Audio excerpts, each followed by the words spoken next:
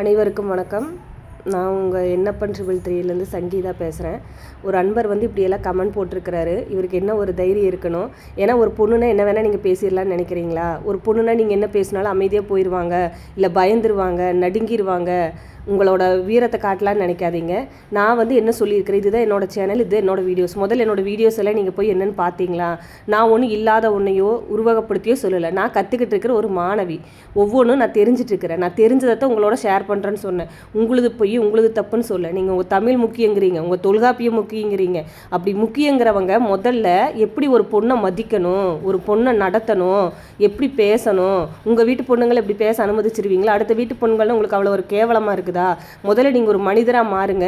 அப்புறம் என்னோட பதிவுகளை, என்னோட உழைப்பை நீங்கள் குற்றம் சொல்லுங்கள். நேருக்கு நேர் முதல்ல உங்கள் மூஞ்சியை காட்டுங்க. நீங்கள் யாருன்னே தெரியாத ஒருத்தர் என்ன பழிஞ்சு பேசுறக்கோ, என்னை இழிவுபடுத்தி பேசுறக்கோ, என்னோட இதை பற்றி பேசுறக்கோ